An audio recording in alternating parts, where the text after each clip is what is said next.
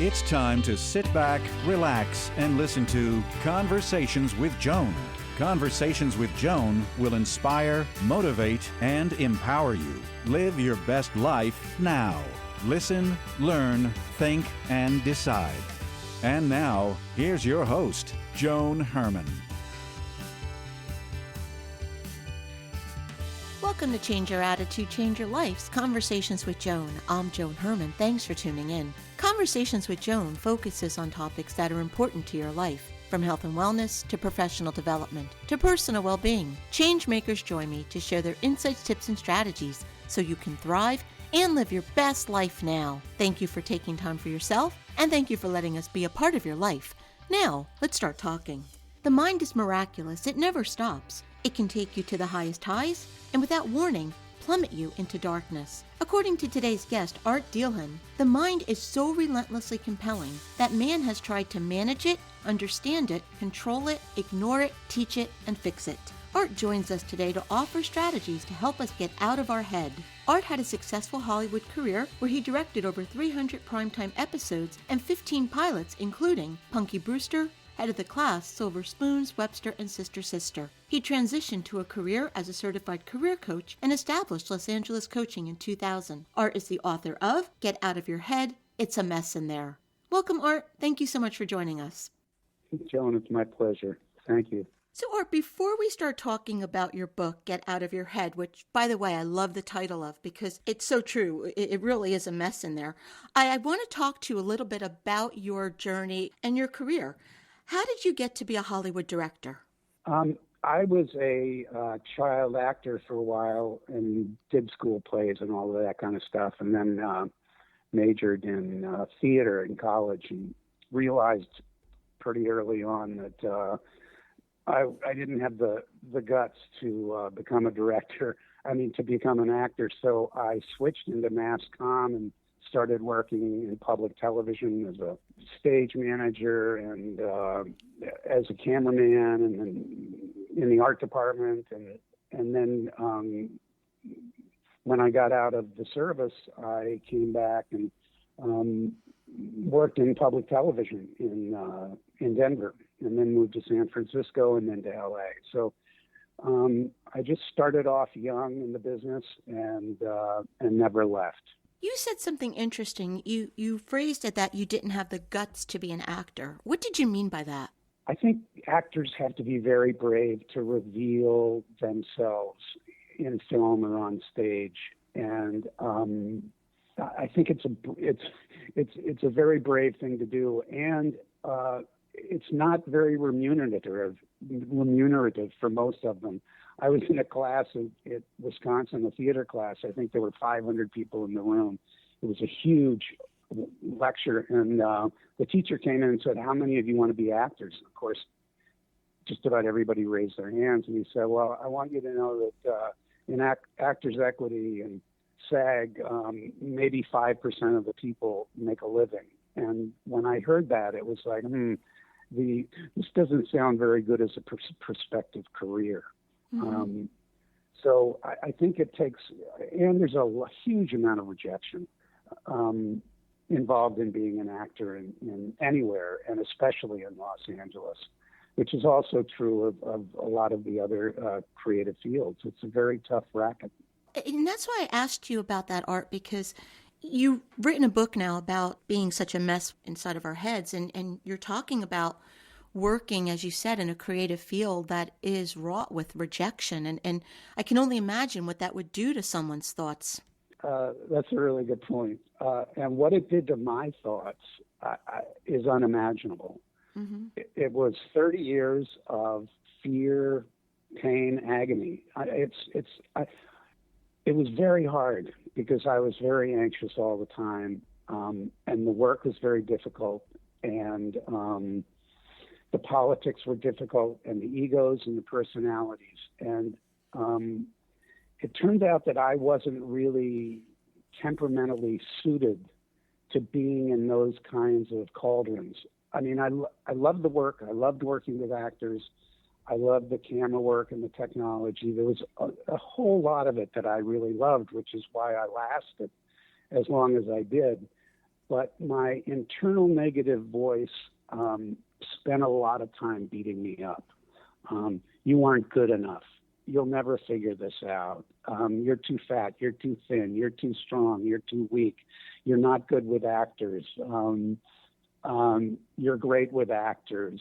Producers don't like you. I mean, I had an internal negative voice that filled my brain just about every day. And once I got on set and started working, usually they quieted down because the work was so compelling. But boy, in between times and during holidays and hiatuses and stuff, my mind and especially my negative inner voice ran my life. Yeah. And it really wasn't until I got out of the business and started going to coaching school and started to get a handle on this sort of how to manage this internal negativity, that my life completely changed. You know, and as you say in your, logo, what is it? Change your attitude, change your life. It's all about that. Change your attitude, exactly. And, attitude and an attitude of gratitude. I like to add the word gratitude. It's a little thing that makes a huge difference. Mm-hmm. But if you can change your attitude, and that starts with your thinking, because it's like, if you were to put 500 dominoes up on end on a table, on your dining room table, and knock over one of those dominoes, what happens? They all fall down. And how long would it take to set up those 500 dominoes? A very long time. And that's sort of what happened to my thinking, and that's what happens to a lot of our thinking, is we let that first domino fall. Actually, we're not even aware of it. And we're attacked by this negative thought, which then turns into a negative emotion, that then turns into responses that are usually stopping us, making us stuck, feeling depressed, feeling upset, feeling anxious. And then we have to dig ourselves out of that hole and set up all those dominoes. And what I advocate and what I do for myself now, and it's taken me a while to learn it, is to knock down that first domino, but take out the 12th domino. So only 12 fall. And then it's easier to set up those 12 dominoes. And I've tamed that thought from affecting everything else in my life. And change your attitude. Well, what you just described this is really the way most people live their lives. In that your mental state, like you did it for 30 years. This is how people live day in and day out.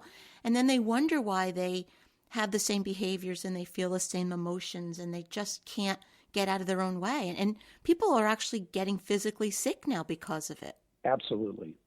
Absolutely. And when I look back on it now, Joan, I'm astounded that I was able to survive and live with that much pain for that long under those stressful situations, that stressful work environment. I mean, it really boggles my mind. And people say to me now, well, you want to go back and direct? And I go, well, I don't think so. I'm pretty happy right now. Right. I'm at peace in my mind. I'm reconciled in myself, and I'm reconciled with my thoughts, and I'm reconciled with my spirit. And I wouldn't go back there for $1 million. And honestly, it would be different if I went back now, because I'm thinking totally differently. It changes you into a different person. Totally. It's changed my experience in how I experience life. That's for sure. Mm-hmm. But my experience has totally changed in life because my thinking has totally changed, and I've learned how to manage it. Right. One of my mentors and teachers, a guy named Rick Carson, wrote a book called Taming Your Gremlin. And, his work helped me evolve and understand that you're not responsible for the first thought, but you are responsible for every thought that follows. So if you can become absolutely aware of the principle that these thoughts are just electrical charges in your brain that are downloading a virus, say, onto your hard drive, that all they are is thoughts, after all. They're just thoughts. And often they're just thought fragments. And it's like, wow, okay. And I'm letting those run my life. What's wrong with this picture? Okay, so if you can be aware of the concept and notice when that thought or that thought fragment is dumping into your system, like the thought fragment for me might have been before this interview is, wow, well, you have anything to say. You're not going to have anything to say, or nobody's going to care what you have to say, or Joan won't like you, or, whatever the negative thought was. And boom, it starts to download, and I notice it, and I go, oh, wait, you can go sit in the corner with a dunce cap and look at the wall and write 100 times on the blackboard, I will not bother Art. It's sort of, I just tell my gremlin to go somewhere else, to take his negative thought and do something with it on his own, because I'm not going to be bothered. And then I can move on. And then I can go, oh, wow, I'm going to have an interview with Joan. I'm looking forward to it. Right. Because what happens, Art, is we take that initial thought and then we write an entire story around it. And that story becomes the story of our life. Absolutely. Absolutely. I mean, in my coaching work, one of the things I work on with people is, what are the life rules that you have, this story wrapped around that you just mentioned, that dominate your life. So, as an example, I had a story in my life which was that I was stupid because I had dyslexia and I had trouble reading and I did horribly in school, blah, blah, blah. Okay. So I got to college and I was flunking out of college. And then I found TV work, which was all visual. And all of a sudden I graduated with distinction. And I went, what's that all about? And then years later, 40 years later, 50 years later, I took an IQ test for an insurance thing. And the guy said, wow, you're a pretty smart guy. I said, really? How could that be? He said, yeah, you've got a pretty high IQ. So I lived my whole life until my mid-50s thinking dyslexia. That was my story. Not very smart, bad SATs, you really aren't that smart, to, oh, yeah, I did okay. I was able to adapt. I was able to find a career that fit for me. I was flexible, and I succeeded in my given career. And now I'm doing well in my next career and enjoying it. So the story that we carry around can be a huge burden if we don't, look at it and in some cases attach dynamite to it and push the plunger. Art, we talked about a few ways that we can push those gremlins aside and rewrite the story. Can you share a few other teachings from your book to help someone get out of their head, to get rid of that mess in there? Sure.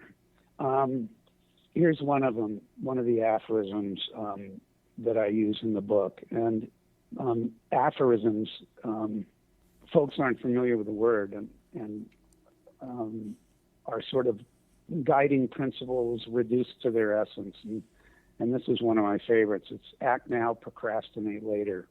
Yeah, I was always a procrastinator. And what happens when you procrastinate, or when I procrastinate, is life's needs can be suppressed, repressed, or flat out denied, creating a huge traffic jam deep inside that exacts a huge psychological and emotional toll. The more I procrastinate, the more that things are left undone or unresolved, the more anxious I get, producing more dysfunction, stress, and paralysis, dragging me into a swamp of self-loathing. So procrastination by its very nature is sort of the heartbeat of instability, and it creates chaos in my mind. And so I'm trying to think of all these things I should be doing that I'm not doing, and I'm anxious that I'm not doing. And you can see how the more you procrastinate, the more those things build, and your psychological state becomes very anxious and very upset. And so what I do is contrary action. What I've learned to do, I might say, is contrary action. And just do the stuff I don't want to do, force myself to do it. put it at the top of the list instead of the bottom of the list.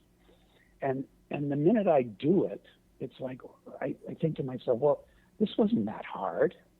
Why did I delay for so long? Why did I drive myself through so much mental anguish when I could have just done it and been free to go surfing, or free to take a walk, or free to have dinner with friends?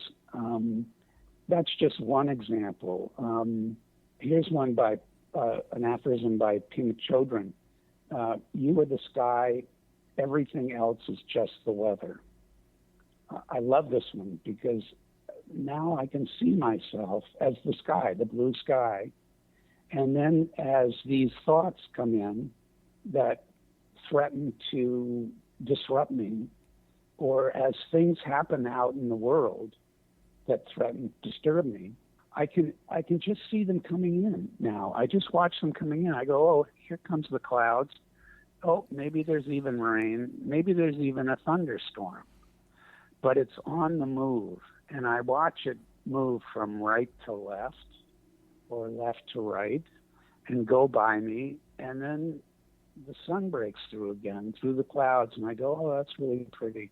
And it's just a great metaphor for me because the outside world is always going to present me with problems. And I am my false self, the self of me that engages with this world outside of me, the world, that part of me that wants to be completely competent, seen in a good light, that part of me that wants to be successful, that part of me that wants to, be seen. That part is vulnerable to everything that happens out in the world because it feels attacked. But my inner self, my true self, the blue sky, nobody can touch that. That's mine. That's my secret place. And if I live in that place and then interact with the world, I'm in a much happier place because the weather doesn't bother me so much anymore. And those are beautiful lessons, and they're really impactful. And I think what we all need to start to learn how to do is to just become aware of our lives. We're walking through our lives almost robotic. We're not paying attention. We're reacting. We're, like you said, writing these stories about our lives. But if we slow down and become aware of our thoughts, become aware of all the different things you've described, I think that's really at the heart of the problem. And then we can transition or grow from that point. There's another aphorism in the book it's actually the last one. It's, I am before the thought. I am before the thought. Now, I didn't understand that for many years, what that actually meant. But what it means is that for me, what it means is that I exist as something other than my thoughts. I have passions. I have a heart. I have a spirit. I have a spiritual relationship with the universe. There's so much more of me than just my thoughts. And for a long time, I thought my thoughts were me. I thought that's all I was my thoughts. Now, if all I was my thoughts, then I was in trouble, obviously, and I've spoken to that. But now that I understand that I'm something before my thoughts, I can live in that place, and that's the secret place we just talked about. And then thought just becomes an extension that I can then, it's a tool that I can then manipulate or manage to greater effect for myself. Art, when you start to work with a new client and they come in and they're exhibiting some of the problems we've been discussing, what's the first piece of advice you offer them?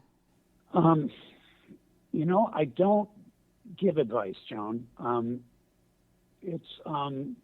But what we do in the partnership, the coaching partnership, is to work on areas of concern.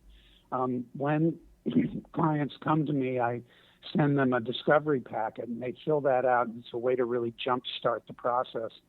And in that, they do fill out a primary agenda, which is their agenda, what they want to accomplish over the next 3 to 6 months. And once I get clear about, and then in the discovery packet also, there are a lot of questions about, their thinking, how they operate, what makes them a happy puppy, what makes them sad, some of their family background, those kinds of things. And when I get all of that material, I review it, of course, and then try to get clear of what the client wants. And with some clients, they're very clear about what they want to do. They just don't know how to get there. Other clients aren't so clear about what they want to do. So that's a different inquiry, and it starts at a different place on the spectrum. Other clients come in and they're dominated by this negative voice. And so we work in that area, first, but we also sort of the defining statement of the school that I went to, the coaching school, the Coaches Training Institute, is to deepen the learning and forward the action. So when I work with clients, we're always deepening the learning and the understanding of what's going on, but at the same time, we're always forwarding the action to get them moving forward and accomplishing their goals as quickly as possible. But in turn, I'm not a directive coach in the sense of telling people what to do or giving them advice unless they ask directly. It's more of a partnership and a back and forth. The book is Get Out of Your Head, It's a Mess in There. If you'd like to get more information about the book or Art and his work, you can visit getoutofyourheadit'samessinthere.com or losangelescoaching.com. Art, in our final moments, what is the takeaway? What would you like to leave our listeners with? Well, I'd like to mention my favorite of the aphorisms in the book. And it is, the best I will ever be is human. And why this appeals to me so much is that it embodies all of our humanity, our mistakes, our problems, our difficulties, our challenges, our hope, our love, our passion, everything that we experience in life.